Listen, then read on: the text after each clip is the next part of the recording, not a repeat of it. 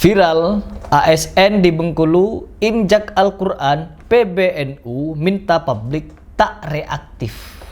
Apa tindakan reaktif? Reaktif itu melakukan tindakan-tindakan yang mengedepankan emosi. Contohnya seperti demo, geruduk sana, geruduk sini. Melakukan tindakan anarkisme, persekusi, kezoliman dan lain sebagainya. Itu namanya reaktif.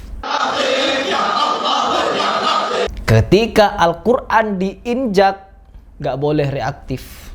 Nabi Muhammad SAW dihina habis-habisan oleh Saifuddin, gak boleh reaktif. Ketika Islam dicaci maki, Ka'bah dicaci maki, dengan apa? Dibuat lingkaran pelangi, teman-teman. Dengan orang-orang menyimpang itu keliling di situ, gak boleh reaktif, diem bungkam. Ketika ada kasus kuota haji dikorupsi, gratis dijual belikan, yang harusnya dipecah menjadi 8 dan 92, dipecah 50-50 untuk mencari keuntungan, dibelikan aset rumah dan kendaraan, tidak boleh reaktif, gak boleh ngapa-ngapain. Tetapi ketika ada ajaran feodalisme, dikritik, dibahas, apa yang mereka lakukan? Reaktif, teman-teman. Kalau Heru Tanjung nggak punya akhlak, instansinya, direksinya, bubarkan Trans 7, keluar dari NKRI dengan ngaku sebagai rakyat Indonesia.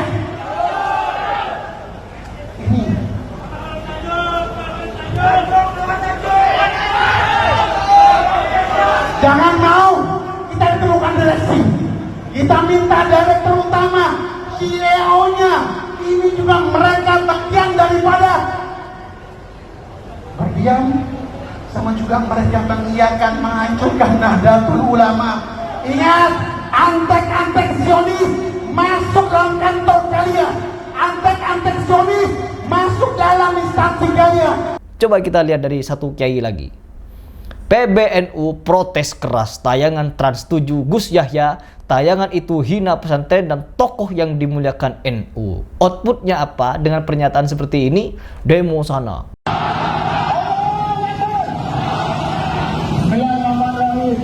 geruduk sini. Transmart di demo juga. Apa katanya? Trans 7 harus dibekukan. Mereka seolah-olah yang punya hak di Indonesia ini, teman-teman. Anti kritik gak boleh dikritik. Kalau kami dikritik, kita akan kibarkan bendera demo. Kita akan kibarkan bendera ratusan ribu santri siap hadapi. Jumlah sama seperti santri kemarin ketika mendm Harry Pras, bukan memaparkan ilmu. Sekalinya memaparkan ilmu, ilmunya tidak sesuai dengan kenyataan. Yang dimana Ali bin Abi Thalib tidak seperti itu. Gak seperti itu.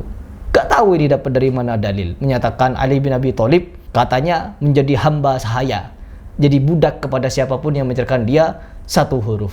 Kalau dalil seperti itu digunakan, banyak orang jadi budak. Kita ikut Ali bin Abi Thalib loh. Ali bin Abi Thalib nggak bilang begini. Akhirnya apa? Semua orang merangkak ketika bertemu orang yang apa? Yang mengajarkan satu huruf. Pak, saya mau beli bakso. Di mana di sini? Di daerah sini yang ada orang jual bakso paling enak. Anda lurus belok kanan, tepat di situ ada bakso. Pak iya.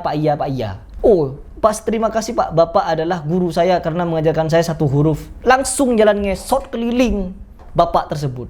Apakah seperti itu pengaplikasiannya? Di setiap wilayah itu beda-beda, kata dia, teman-teman. Kata santri Lirboyo itu yang mendm saya, setiap daerah itu berbeda-beda menghormati guru. Ada yang membungkuk, ada yang ruku, ada yang sujud, ada yang merangkak, ada yang melata, ada yang ngesot, ada yang guling-guling, ada yang jalan cekomang, jalan mundur. Pokoknya sembarang sudah. Jadi setiap daerah itu beda-beda. Kalian mau memilih daerah mana, teman-teman?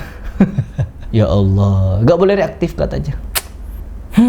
Sama seperti pernyataan salah satu kiai, kiai ya teman-teman, yang menjadi Menteri Agama sekarang, yang dimana dia menyatakan Menteri Agama kejahatan seksual di ponpes hanya dibesar-besarkan oleh media. Adanya kejahatan di pondok pesantren yang dibesar-besarkan media, padahal itu hanya sedikit jumlahnya. Saya buktinya kalau kalian ingin menyaksikan berapa banyak kasus konyol seperti itu di pondok pesantren NU. Ratusan kasus. Dan semuanya rata-rata NU. Gak ada yang Al Irsyad, gak ada yang Muhammadiyah, gak ada yang dari Persis, apalagi Salafi. Gak ada teman-teman.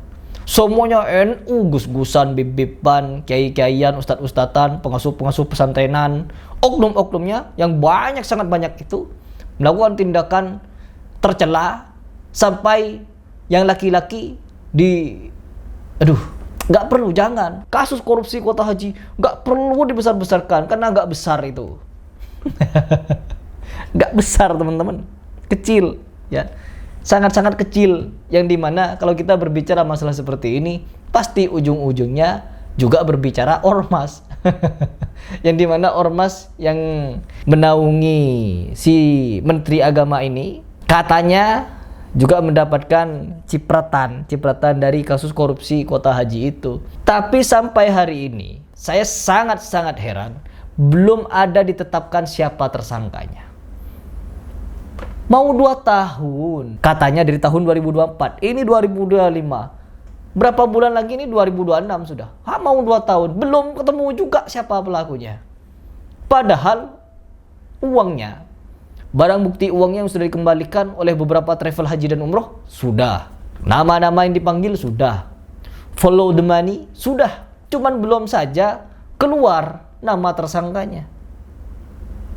Padahal kita bisa melihat siapa yang melakukan pemecahan kuota haji tersebut, siapa yang mengambil keuntungan dari situ, kita bisa lihat sendiri. Padahal itu kan gratis tapi dijual belikan sama oknum-oknum Kementerian Agama yang dimana membuat mereka menjadi sasaran oleh DPR yang kemarin katanya ingin mengaudit jumlah kuota haji yang mereka jual itu. Kacau ya. Banyak kekacauan. Mau sampai kapan? Kalau saya tanya kepada teman-teman sekalian, kira-kira mau sampai kapan hal seperti ini akan terus-terusan berulang-ulang? Sampai-sampai kejadian-kejadian seperti ini menjadi pemantik keributan. Oh, ribut teman-teman. Apa? Mau ngapain? Geruduk-geruduk ke jadi teringat pada video sebelumnya. Ngapain? Ya, mengapain mereka itu geruduk-geruduk Transmart? Apa hubungnya Transmart dengan Trans7? Apa hubungannya? Aduh. Karena sama-sama Transjakarta, kenapa? Transjakarta, transgender. Aduh, ya Allah. Jadi teringat pernyataan Buya Yahya. Jadi mana Buya Yahya pernah mengungkapkan bahwa ajaran-ajaran ngalap-ngalap berkah sampai jalan-jalan ngesot, jalan-jalan pakai lutut, itu hukumnya makruh. Karena tahu Buya Yahya di kalangan NU banyak yang melakukan seperti itu, jadi beliau tidak ingin mengatakan itu haram. Kenapa? Kan banyak pertentangan nanti. Harusnya ditegasin saja itu haram. Kita tidak melakukan seperti itu. Harusnya begitu. Agar apa? Agar tidak ada lagi ajaran-ajaran feodalisme seolah-olah mereka itu kiai-kiai ini bak raja. Harusnya. Tapi apa yang kita saksikan? Banyak sekali protes sana, protes sini, geruduk sana, geruduk sini. Yang disampaikan apa? Emosi. Apalagi yang mereka teriakkan, yang mereka tunjukkan apa? Aroganisme. Yang mereka tunjukkan bukan ilmu. Seandainya mereka mendatangi lalu membuat pernyataan sampai bawa dalil, top itu. Bahwa memang Nabi Muhammad SAW mengajarkan seperti itu. Hasan dan Husain diperlakukan bak raja oleh para sahabat yang lain.